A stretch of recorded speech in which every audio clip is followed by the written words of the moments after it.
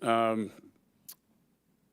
happened across this country spying on this nation, and then the advanced warnings that our intelligence has provided that China is now considering providing lethal weapons to Russia.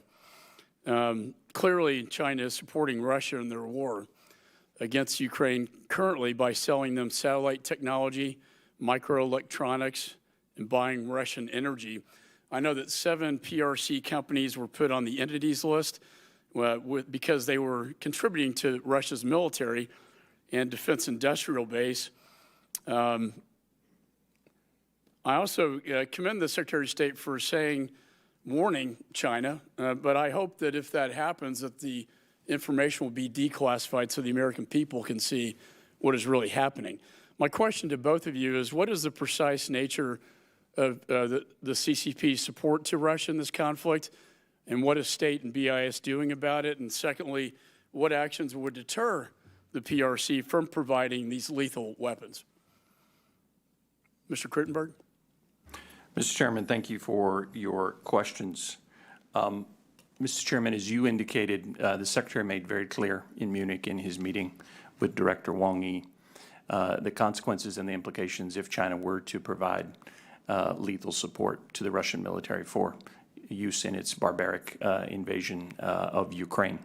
The Secretary has also noted publicly that in many ways China has been supporting Russia's war in Ukraine from the beginning through its dissemination of Russian propaganda and its own use of disinformation to support Russia's war there and to blame inappropriately the war on the West, the United States, and NATO. We've seen China stepping up its economic engagement and purchases from Russia. And then also, Mr. Chairman, you recognize some of the countries that some of the entities, rather, PRC entities we put on the entities list for providing the assistance that they did to Russia, including one firm, Space City, that was providing satellite imagery to the Wagner Group. So we've made very clear that we will not hesitate to take steps to hold to account PRC entities that assist Russia, and we've made that very clear to the Chinese. The Secretary certainly did so in Munich, and of course the President and the National Security Advisor have done so directly to the Chinese on previous occasions. And I think we need to make it clear to China this will not be tolerated if in fact it is happening. I know it's happening with respect to the 7 entities, companies listed on the entities list, but with respect to lethal weapons, that is not acceptable. Mr. Estevez, do you have any comments on the 7 companies? Yeah, it's actually 12 companies. Now it's 12. Yeah, we had some back in December that we also put on, okay, plus one that was supplying parts to the Iranian drone program, so 13 if you count that one. And we've made clear, as my colleague just said, that we will not hesitate to put companies on the entity list as soon as we see our factual data that they are supplying Russia. And we're looking across all third parties, but especially China in that regard. I'm glad you mentioned the Iranian drones that are in Crimea. The Ukrainians, I just got back from theater, cannot attack the Iranian drones without the longer-range artillery. But having said that, components were found in these Iranian drones that were from the United States of America, and also the spy balloon, and also the hypersonic built on the backbone of American technology. We got to stop doing this. They steal it. We don't have to sell it to them. We got a snapshot of your, Mr. Estevez, from January 2022 to March 2022. BIS denied 8% of licenses, applications, and approved more than $23 billion worth of license applications to the PRC companies on the entities list. How does this align with your statement that, quote, we are doing everything within BIS's power to prevent sensitive U.S. technologies from getting in the hands of PRC military, intelligence services, or other parties? First, let me quickly address the Iranian drone thing. As you know, we've put companies in Iran on the entity list invoking the Foreign Direct Product Rule so that parts that are American branded, not necessarily made in America, also can't go to that program. For the point on licensing, which of course is an interagency process that is done with my colleagues in Defense, State, and Energy. We have specific licensing rules. The entity list is not a blanket embargo. So going on the entity list may have a particular rule. And in the case of Huawei and SMIC, there were particular rules. SMIC is now, of course, subject to the rule that we put out in October on semiconductor manufacturing. The licensing rule, previous administration that still stands for Huawei, allows things below 5G, below cloud level to go. And I will say that all those things are under assessment. Okay, thank you. I see my time has expired. Chair recognizes the ranking member. Thank you, Mr. Chairman. And I just want to say that because I hear the chairman, particularly with the work that the BIS has, and one of the things I think that's important, and maybe we can do this in a bipartisan way, that for me, BIS may need additional resources for all of the work that we're telling them that they need to do, et cetera. So maybe we can talk about that at some point and figure out how we can make sure that they have more resources to do all the work that Congress is asking them to do. So we'll talk about that later. But let me ask my question first to Mr. Crittenbrink, the Secretary. I concur that I'm very concerned about some of the conversations that we've had with China contemplating giving Russia weapons. And as indicated, part of my viewpoint is to make sure that that is a line that cannot be tolerated if they are giving Russia the weapons to pursue their illegal war. Are we talking to and preparing our allies also, so that it's not, if there's sanctions, and that's why here part of what will take place is sanctions. So if there's sanctions to be placed if China does step over that line, so that it's not just the United States, that China feels the full force and power of us and our allies, similarly as Russia is with NATO, EU, and our other allies in fighting the war in Ukraine. Yes, sir, Mr. Ranking Member. Thank you for your question. And again, when we look at our invest, align, compete strategy vis-a-vis China, I think one of the most important pillars, and certainly a real focus in the State Department, is the align pillar. So we are incredibly aligned with allies and partners and friends, including on the situation of Russia's illegal war in Ukraine.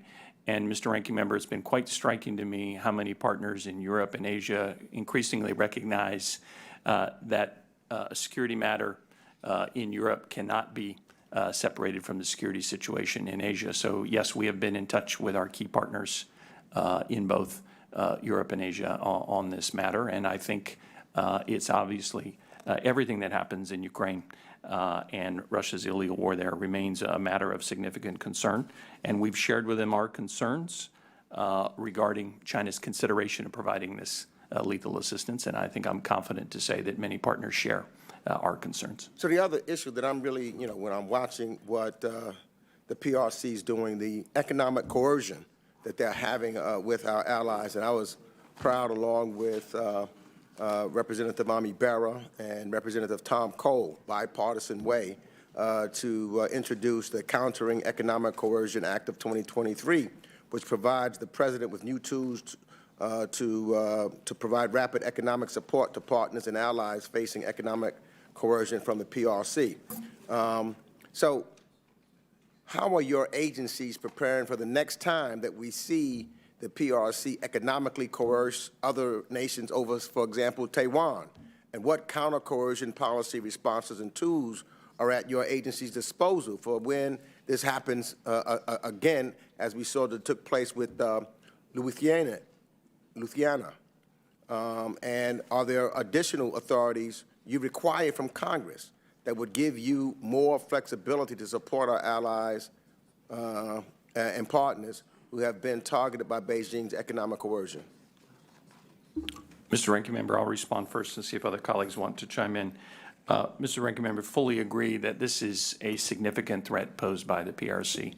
Beijing's increasing willingness to weaponize many aspects of its external engagement, including its economic engagement, is of deep concern. We've seen a number of countries who've been subject to economic coercion. Certainly, you mentioned Lithuania. That's the most recent example, but many other partners around the world, including Australia, Japan, the Philippines, and others, have been subjected to this.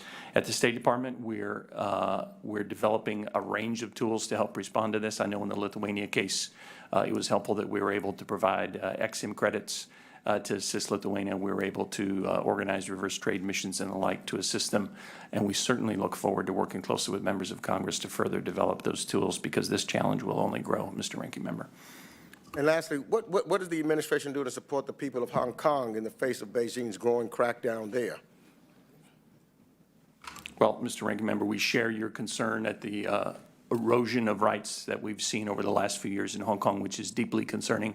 We continue to speak out to condemn those actions. We have held to account officials who have implemented the new national security law and other draconian measures by subjecting them to U.S. sanctions. We'll continue to speak out, and we'll continue to stand with the people of Hong Kong so that their rights are observed. My time has expired. You're back, Mr. Chairman. Thank you, Ranking Member. Chair now recognizes Mr. Smith. Thank you very much, Mr. Chairman. Secretary Crittenbrink, if I could ask you, we all know that China targets certain industries. They've done it with the pharmaceuticals. They've done it on a whole host of other products and issues that they would like to control the flow of money and the flow of research. They steal just about everything by violating intellectual property rights. But let me ask you the question with regards to pharmaceuticals. Where are we in, pardon me, in standing up either in countries that are friends or within a domestic capability, those important pharmaceuticals and those chemicals that are all important in the curative aspect of it. And I would include antibiotics there as well. We know some of it's transshipped through other countries from China, but where are we on that? Secondly, nowhere in Africa is the CCP's malign impact more egregious than in the DRC. I've been to the DRC, I've been to the mines, I've been to, not to the cobalt mines, but others previously. And I chaired a hearing last Congress on, as co-chairman of the Tom Lantos Human Rights Commission, on the issue of cobalt and the fact that something on the order of 35,000 children, forced labor for children, many of whom get sick, some die. They don't have any protective equipment. They shouldn't be subjected to child labor anyway. And then the adults, something on the order of 200,000, are mining cobalt, all of which goes to China for refinement for batteries. You know, no matter where anybody comes down on EVs, you know, they're on the roads, they're everywhere, growing in number.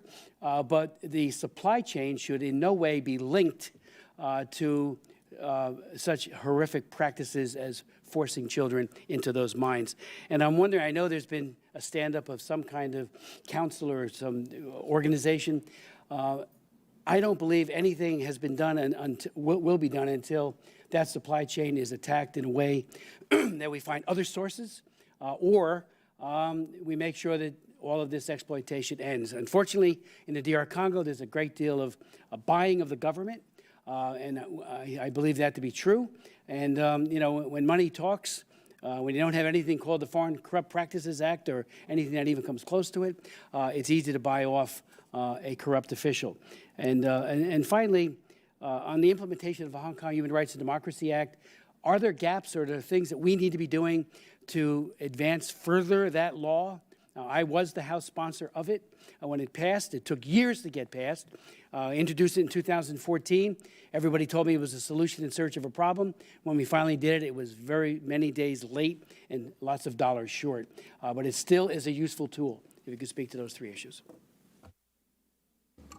Thank you, Congressman. On pharmaceuticals, I think the general point that I would make, sir, and it gets at your question about the DRC as well, is that we have tried to make clear to countries around the world that they need to have diverse supply chains. And so promoting the diversity of supply chains gives countries options, makes them less subject to coercion and undue influence. So that is the general principle that animates much of our work. Now, on the details of pharmaceuticals and of the activities in the DRC, I am not an expert on either issue, but I will just underscore our message to countries, you should not be overly dependent on any one country or any one entity for your supply chains because it makes you subject to undue influence, number one. Number two, whether it's countries in Africa, Asia, or Latin America, we do encourage them to understand the implications of their engagements with the PRC investments, loans, and other activities that, again, can make countries subject to undue leverage and influence, which I think is the root of the problem of many of the issues you've outlined there. On the Hong Kong Human Rights Protection Act, thank you, Congressman, for your work there. I hope through my comments I've indicated how deeply concerned we are by the continued erosion of rights in Hong Kong, the continued harassment and arrest of individuals for simply speaking their mind and standing up for their rights. We look forward to working with you and other members to continue to implement the act and to stand up for the values that we hold dear. In the final 10 seconds, there has been an announcement that Ford will enter into a contract with China or Chinese companies with regards to cobalt. How can we ensure that none of that cobalt is coming on the backs of African children? Well, thank you, Congressman. Perhaps I should take that issue back with me. I'm happy to look into it and report back to you. Thank you, sir. Chair now recognizes Mr. Sherman. Mr. Kittenbrink, China's hot. The Pacific Islands rarely are in terms of the attention. As co-chair, along with Mr. Bera of the Pacific Islands Caucus, I'd like to know, now that what lies between the United States and China is the Pacific Islands, and China is certainly making a play there in several different respects, can you assure us that you're giving a high priority to actually getting those compacts completed and renewed? Hopefully that's a yes answer. Congressman, it's an emphatic yes. We recognize the importance, obviously, of the Pacific Islands, and we certainly recognize the importance of the freely associated states. You may have seen, Congressman, that we have concluded MOUs with all three of the freely associated states, and we look forward to working with Congress to conclude those deals. Should be front burner. Yes, sir. Mr. Chairman, I It would is. thank you for distributing a sheet describing how China controls our corporations, but there's much to be added. You point out that China forces a change slightly in marketing of Top Gun as to how it's marketed in China. Now and then a movie is edited for presentation in China, so we figure China's controlling what the people of China see. No, China controls what Americans see and what the world see by limiting America to American studios to 40 movies going into China every year. What that means, of course, is nobody's going to make another movie about Tibet because it's not going to be shown in China. No, it means no studio is going to make any movie that offends China because none of their movies will then be admitted to China. And so China, you think we have a First Amendment in this country. In Beijing, they control our studios. Make a movie they don't like, none of your movies get in. J.P. Morgan is told, you better advise your clients to invest in China, 15% of their portfolios, or you won't be doing business in China. And I know that Lithuania is a success, but it's a small country, and we're talking about a very small amount of money. There are hundreds of billions of dollars lost by American corporations who are treated unfairly in China, or that would be lost if those corporations didn't change their behavior in order to meet unfairly in order to meet China's demands. And we need a program to collect billions and tens of billions and hundreds of billions from China so that we can make sure that every American corporation that's unfairly treated either currently or that dares to do something like maybe mention the Uyghurs is compensated for that unfair treatment. Mr. Kittenbrink, there's a considerable dispute as to whether COVID came from a wet market or came from the lab. The reason for that dispute is that China was absolutely opaque. They failed to cooperate. They failed to come clean. Millions of people died around the world, and a substantial percentage of them died because of China's obfuscation at the beginning. The State Department has done almost nothing to tell the world how China's responsible, not maybe for the virus, but certainly for their obfuscation and failure to cooperate afterwards. Is the State Department going to do a better job of informing the world of the Chinese Communist Party's responsibility here. Congressman, thank you. On the issue of COVID, we have long stated that China needs to do a better job of being transparent. But do people in India and Europe and South America who have lost relatives know that those relatives might be alive if China and its Communist Party had cooperated with the world in the first few months? The answer to that, I'll answer for you, is no, because the State Department has done very little to tell the world. Third question, and that is Taiwan. Would the administration support an immediate declaration now that if Taiwan is blockaded or invaded, that immediately ends MFN for China? Don't American corporations deserve to know whether that would be the case? Congressman, on your last question, I'm happy to talk about our approach to the cross-strait situation in Taiwan. As I said in my remarks, we're committed to our one China policy, our longstanding one China policy. I'm asking you whether people are trying to run companies around, they deserve to know whether MFN for China would be ended if China blockades or invades. Can you give them that answer, or do they have to fly blind? What I can say, Congressman, is we are committed to maintaining peace and stability across the Taiwan Strait, and I think they already taking knew a that range of they steps had to already do heard that. Thank you. Thank you.